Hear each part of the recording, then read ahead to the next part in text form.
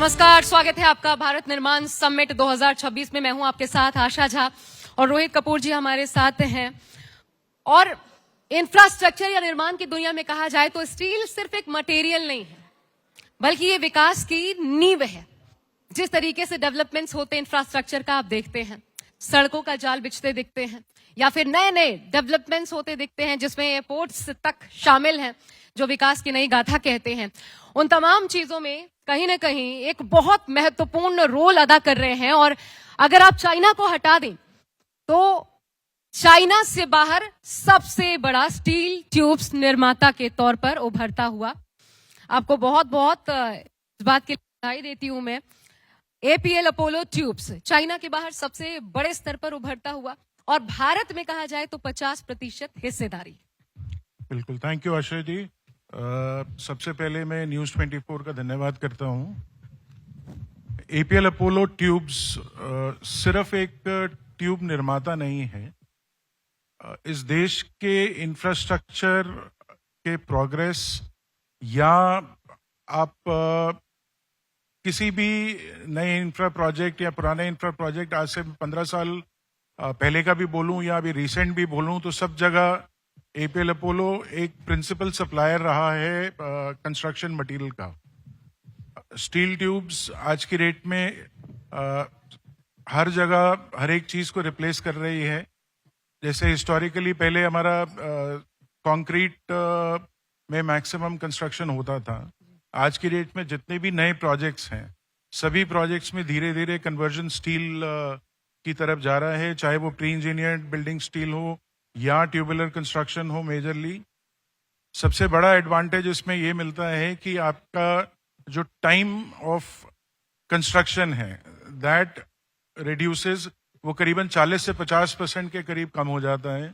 हम किसी भी कमर्शियल प्रोजेक्ट की बात करते हैं तो वहां पे मेजर जो आपका रिटर्न ऑन कैपिटल इन्वेस्टेड है, उसमें काफी इंप्रूवमेंट आ जाता है। तो एपीएल अपोलो में we are, just to answer your question, we are the largest, हम इंडिया के सबसे बड़े स्टील ट्यूब मैन्युफैक्चरर हैं, और देश में विदेश में नंबर 2 पोजीशन पे हैं। कुछ ही टाइम की बात है, आई थिंक हम ग्लोबली नंबर 1 हो जाएंगे। मतलब चाइना को टक्कर देने की स्थिति में आपको लगता है हम बहुत जल्द नजर आने वाले हैं? आप चाइना कह लीजिए, आप यूरोप कह लीजिए, आप यूएस कह लीजिए, तीनों को टक्कर देने की क्षमता रखते हैं हम। आज की डेट में अगर मैं पिछले फाइनेंशियल ईयर की बात करूं तो पिछले फाइनेंशियल ईयर में हमारी सेल करीबन 35 लाख टन स्टील ट्यूब्स की थी। हमारी इंस्टॉल्ड कैपेसिटी 50 लाख टन की है। हम छोटे से छोटा पाइप और बड़े से बड़ा पाइप बनाते हैं। हमारा सबसे छोटा पाइप 8 mm बाय 8 mm से शुरू होता है, और सबसे बड़ा पाइप जो कि इंडिया, साउथ ईस्ट एशिया में सिर्फ हम बनाते हैं, और इंडिया या साउथ ईस्ट एशिया के अलावा चाइना या जापान में बनता है, वो है 1000 का सेक्शन, 1 मीटर बाय 1 मीटर का सेक्शन, थिकनेस 40 mm की। और जो लाइन या जो प्रोडक्शन टेक्नोलॉजी हम यूज करते हैं, जो प्रोडक्शन मेथड्स हम यूज करते हैं, वो प्रोडक्शन मेथड ना चाइना में अवेलेबल है इस पर्टिकुलर साइज के लिए, ना ही वो अपना यूएस में अवेलेबल है, ना ही जापान में अवेलेबल है। That's great. तो जो टेक्नोलॉजी या लाइन हमने सेटअप करी है वो एक ही तरह की है ऑल ओवर द वर्ल्ड। बहुत बढ़िया। मैं चाहती हूँ आज जो हमारे साथ जेनजी यहाँ पे बैठा हुआ, हमारे युवा दोस्त बैठे हुए हैं, बहुत ध्यान से सुनिएगा, क्योंकि लगभग कितने साल, 30 साल हुए रोहित जी आपके इस जर्नी को, कितने साल हो गए होंगे? एपीएल अपोलो ट्यूब स्टार्ट हुई थी 1986 में। उस समय इसका नाम बिहार ट्यूब्स था। बिहार ट्यूब्स के नाम से हमने स्टार्ट किया था ऑर्गेनाइजेशन। पहला प्लांट हमारा बुलंदशहर में आया था, एंड आज की डेट में हमारे इंडिया में 11 प्लांट्स हैं। 2 प्लांट्स हमारे यूएई में हैं। इसके अलावा 2 प्लांट और आ रहे हैं, गोरखपुर में है, एक सिलीगुड़ी में है। सो हमारी प्रेजेंस ऑल ओवर इंडिया, हर रीजन, हर लोकेशन पे है। एक स्टील ट्यूब एक वॉल्यूमिनस प्रोडक्ट है, जो भी सप्लाई करने में थोड़ा आसानी की वजह से हमारा ये है कि हर 250 से 300 किलोमीटर की रेंज में जी हमारा डिस्ट्रीब्यूशन नेटवर्क हो, गोडाउन हो एंड प्लांट्स जो कि सारे रीजन्स में हैं फॉर बेटर सर्विसेबिलिटी। अब ये मैंने इसलिए आपसे पूछा क्योंकि लगभग 40 साल, इस हिसाब से अगर 86 से देखें तो आप अंदाजा लगाइए कि युवा जो उस वक्त कुछ करने की सोच रहा होगा, अपना बिजनेस सेटअप करना होगा, उसको सिर्फ अपनी जॉब नहीं चाहिए, उसको जॉब गिवर बनना है, उसको लोगों को के लिए एम्प्लॉयमेंट जनरेट करना है। और आज की डेट में फिर वो अगर एक स्टील पाइप डेवलप कर रहा है, उसे नहीं पता कि आगे भविष्य जाकर ये कितना बड़ा इसका भविष्य होने वाला है और भारत को ये लीड कर रहा होगा भारत इनके माध्यम से इस दिशा में। तो आप सोचिए छोटी सी चीज कितनी बड़ी बनती है भविष्य में जाकर के। मुझे लगता है कि रोहित जी से आज के युवाओं को ये जरूर सीखना चाहिए जो इस वक्त प्रांगण में मौजूद हैं।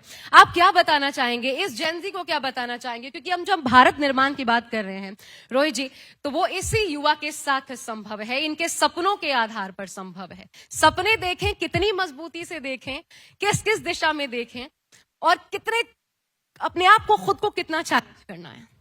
आशा जी, आपने बहुत सही कहा। हमारे चेयरमैन मिस्टर संजय गुप्ता उस समय एक युवा थे जब ये कंपनी का इंसेप्शन हुआ था, और वो एक पिलर हैं इस पर्टिकुलर कंपनी को खड़ा करने में। मेन जो कंक्लूजन हम ड्रॉ करते हैं उनकी जर्नी से या इस ऑर्गेनाइजेशन को देखते हुए इज बेसिकली टेक्नोलॉजी, इनोवेशन। ये दो चीजें ऐसी हैं कि जो आपको मार्केट से, अपने कंपटीशन से, हर एक चीज में आपको आगे रखती हैं। हमने काफी सारे स्टार्टअप्स देखे आए। अभी रिसेंटली पहला एक स्पेसक्राफ्ट लॉन्च हुआ, वो भी एक private startup, first of its kind. अभी न्यूक्लियर एनर्जी में there is a startup which is happening, again private. So आज की डेट में आप लोगों के पास बहुत सारे एवेन्यूज हैं, बहुत सारा मतलब, और आप लोगों में पोटेंशियल इतना है as far as Indian mind is concern. आप ग्लोबली कहीं भी चले जाइए, आप यूएस में चले जाइए, आप आज की डेट में यूएस में अगर देखते हैं जितने भी टॉप बिजनेस हाउसेज हैं उनके काफियों के लीडर्स, सीईओज इंडियंस हैं। सो आप कहीं भी देखते हैं Indian mind is very sharp, very very good. उस लिहाज से आप लोगों को अपनी एनर्जी चैनलाइज करनी है सही दिशा में, ताकि वो आपको भी ग्रोथ मिले और देश को भी ग्रोथ मिले। प्रधानमंत्री स्किल इंडिया के ऊपर बहुत फोकस रहता है प्रधानमंत्री का। आप जैसी जब बड़ी कंपनीज और जो इनोवेशन पे भी ध्यान दे रही हैं, जो यूथ की पावर को आगे लेकर के समेटते हुए चलना चाहती हैं, क्या आप लोगों की तरफ से इन युवाओं को स्किल के रूप में इंटर्नशिप हो गई या फिर अपने साथ जोड़ना हो गया, इनको कैसे इस फील्ड में आगे बढ़ाना है, इसके लिए क्या किया जा रहा है रोहित जी? कितने युवाओं को अब तक तैयार कर चुका है APL Apollo? Asha ji, training बहुत जरूरी है इस फील्ड में। इनोवेशन बोल लीजिए या हमारा शुरू से नहीं बोलूं तो पिछले एटलीस्ट 8 से 9 साल से हम एक ड्राइव चला रहे हैं जहां पे कि जितने भी स्मॉल माइक्रो बिजनेसेस हैं जो फैब्रिकेशन का काम करते हैं या अपना छोटे स्केल पे फैब्रिकेशन है, शॉप लेवल पे हो या वर्कशॉप लेवल पे हो, हम उन टेक्नीशियंस को ट्रेनिंग भी देते हैं, उन बिजनेसमैन को ट्रेनिंग देते हैं, उनको हम अलग अलग प्रोडक्ट्स के लिए, प्रोजेक्ट्स के लिए डिजाइन प्रोवाइड करते हैं। तो हम इस तरह की बहुत सारी चीजें जो आप आज के डेट में हमारे प्राइम मिनिस्टर का भी विजन है, विकसित भारत का 2047 का विजन है, जिसमें हम बहुत सारे छोटे माइक्रो बिजनेसेस शुरू करना चाहते हैं। तो इस जर्नी में हम ऑलरेडी इन्वॉल्व हैं पिछले 7 से 8 साल से, जिसमें हम लोगों को ट्रेन कर रहे हैं ताकि वो सेल्फ सफिशिएंट हों, सेल्फ एम्प्लॉयड हों। और ये जो टेक्नोलॉजी या जो ट्रेनिंग्स हम दे रहे हैं उसकी मदद से बहुत जगह, जब इंडिया एक बहुत बड़ा देश है, बहुत अलग अलग लोकेलिटीज हैं, रीजन्स हैं, तो हर जगह वो टेक्नोलॉजी या वो पहुंचाना हमारे लिए मुश्किल है जो हम इन लोगों से इन लोगों के साथ मिलके अलग अलग जगह पहुंचा रहे हैं, लोगों को इसका बेनिफिट मिल सके वो हम कर रहे हैं। इससे प्रोडक्ट की भी अवेयरनेस होती है, लोगों का रोजगार में भी मदद मिलती है, and it is a steady stream of employment. आप इस मंच पर बता पाएंगे आपसे जुड़ने का फिर वो सबसे सीधा सरल तरीका क्या हो? दूर सुदूर बच्चा भी बैठा हुआ अगर इसी फील्ड को ज्वाइन करना चाहता है, इसी में आगे या ट्रेनिंग जो आप प्रोवाइड कर रहे हैं उसका हिस्सा बनना चाहता है, वो कैसे कर सकता है? या फिर यहाँ भी हमारा बैठा हुआ जो युवा है वो आपके साथ जुड़ना चाहता है और इसी को आगे बढ़ाना चाहता है, इसी में करियर देखता है, तो उसके लिए रास्ता क्या है, क्या बताएंगे आप? सी, हमारे यहाँ एज अ कंपनी में बात करूं तो हमारे यहाँ इंटर्नशिप्स होती हैं, हम ट्रेनीज भी लेते हैं अपने as far as our organization या हमारी कंपनी के हिसाब से मैं बोलूं तो वो भी करते हैं। इसके अलावा हम डिजाइन से रिलेटेड भी काम करते हैं। जैसे मैंने पहले कहा था, एपीएल अपोलो एक सिर्फ स्टील ट्यूब मैन्युफैक्चरिंग कंपनी नहीं है, वी आर अ रेवोल्यूशन। तो हमने पिछले कुछ नहीं तो 15 साल में या 20 साल में बहुत सारी नई टेक्नोलॉजीज इंडियन मार्केट में इंट्रोड्यूस की हैं, लोगों को ट्रेन किया है उन टेक्नोलॉजीज में। So anybody who is interested, जो भी इस तरह की चीज में इंटरेस्टेड है, they can always contact us, they can contact me और any of my team members and we can guide them on the next steps on how to go about it. So coming back to the point, मतलब हमने अपना सिर्फ tube बनाना और बेचना नहीं किया, हमने मार्केट डेवलप करी है, डिजाइन एक हाउस बना के, जिससे हम रेलवेज के साथ, एयरपोर्ट्स के साथ, बुलेट ट्रेन स्टेशंस, अलग अलग प्रोजेक्ट्स में हमने उनके साथ को डिजाइन किया है, इरेस्पेक्टिव कि उन्होंने हमारा स्टील ट्यूब यूज किया, किसी और का यूज किया। हमारा मंशा यही थी, हमारे इरादे यही थे कि स्टील की यूजेज बढ़े, जिससे कि जो स्लो कंस्ट्रक्शन टेक्नोलॉजी है कंक्रीट, वो रिप्लेस हो। कंक्रीट रिप्लेसमेंट से थोड़ा सस्टेनेबिलिटी बढ़ जाती है, पोल्यूशन कम रहता है। और दूसरा हमारा एंडेवर हमेशा से ये रहा है कि डिजाइनिंग न्यू प्रोडक्ट्स, नए प्रोडक्ट्स जो कि हम जिससे लकड़ी को रिप्लेस कर सकें, so that we promote green technology, green environment. So इस तरह के इनोवेशंस, इस तरह के थॉट प्रोसेस में आप अपने आप को इन्वॉल्व करके you can also come up with products, innovate, किस चीज को आप स्टील से रिप्लेस कर सकते हैं या किसी और प्रोडक्ट से रिप्लेस कर सकते हैं, and you can utilize the technology to start something new. तो आपके इनोवेशंस को भी वेलकम करती है ये कंपनी, ये भी कहना होगा। लेकिन 2027 विकसित भारत के लिए विजन क्या है, वो रोड मैप क्या है जिस पर आप काम कर रहे हैं और 2047 तक वहां पहुंचाने का लक्ष्य है भारत को इस दिशा में, जैसा आपने कहा सर्वश्रेष्ठ, रोड मैप क्या है उसके लिए? आशा जी, हमारा रोड मैप 3 चीजों पे मेजरली बेस्ड है। एक कैपेसिटी, दूसरा नए प्रोडक्ट और तीसरा नई टेक्नोलॉजी। जिस हिसाब से 2047 तक का विकसित भारत का विजन है, उसमें आपका गति शक्ति है, आपके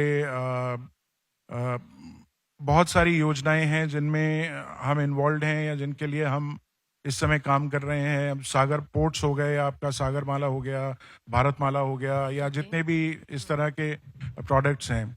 आज की डेट में हमारी installed capacity 50 lakh ton tubes की है, 5 मिलियन टन ट्यूब्स की है, जिसको हम 2030 तक 10 मिलियन टन यानी 100 लाख या 1 करोड़ टन की कैपेसिटी तक ले जा रहे हैं। सीधा डबल कैसे करेंगे? हमारे 2 प्लांट्स ऑलरेडी ऑपरेशनल हो रहे हैं, इसके अलावा 2 प्लांट्स और पाइपलाइन में हैं। प्लस जो हमारी अभी करंट इंस्टॉल्ड कैपेसिटी है, उसमें भी इनोवेशन, टेक्नोलॉजी और एफिशिएंसी इंप्रूव करके हम उस कैपेसिटी तक पहुंचेंगे। ये है। इसके अलावा नई टेक्नोलॉजी इंट्रोड्यूस करना जिससे कि प्रोडक्शन इंप्रूव हो, मार्केट की जो रिक्वायरमेंट्स हैं आगे कंस्ट्रक्शन में वो इंप्रूव हो, तो उसके ऊपर हमारा काम ऑलरेडी चल रहा है। ओके। यूरोप या एशिया तमाम कंट्रीज से किस प्रकार के फीडबैक मिलते हैं? क्योंकि आत्मनिर्भरता के मामले भारत की जब हम बात करते हैं तो क्वालिटी प्रोडक्ट ये एक बड़ा चैलेंज है जिस पर बार बार प्रधानमंत्री ध्यान दिलाते हैं, इस दिशा में काम करने के लिए प्रेरित करते हैं, लेकिन फिर भी ये एक बहुत बड़ा लूप होल है जिस पर भारत में काम किए जाने की जरूरत है। जब हम यूपीएल इसकी बात करते हैं ट्यूब्स की, तो फिर आपको क्या लगता है इस दिशा में हम कहां खड़े होते हैं 1 to 10 में? I would say 10 being the top, so we would probably be 9.5, I would say. Okay जहां तक क्वालिटी का सवाल है, आज की डेट में सिर्फ कॉस्ट पे प्रोडक्ट नहीं बिकता है, बिकॉज सभी आज की डेट में कॉम्पिटिटिव हैं। मेजर फोकस होता है क्वालिटी पे, मेजर फोकस होता है डिलीवरी पे। ये दो मेजर चीज़ें होती हैं। हम हर तरीके से सक्षम हैं, और इंटरनेशनली हम आज की डेट में 36 कंट्रियों को एक्सपोर्ट करते हैं। So we have the capability as far as quality is मतलब आपने कंसर्न्ड। 10 में 9.5 दिया है खुद को। क्या बात है, इसके लिए तो तालियां होनी चाहिए। ये है आत्मनिर्भर भारत, इस तरीके से आगे बढ़ रहा है। और फिर हम ग्लोबल क्यों नहीं होंगे, ये भी साफ साफ बताता है। अगर इतनी ज्यादा प्रतिबद्धता है और इतने चुनौतियों के बीच खुद को खड़ा कर पा रहे हैं इस पोजीशन के साथ, बहुत बहुत शुक्रिया आपका और बहुत धन्यवाद न्यूज़ 24 के साथ मन साझा करने के लिए।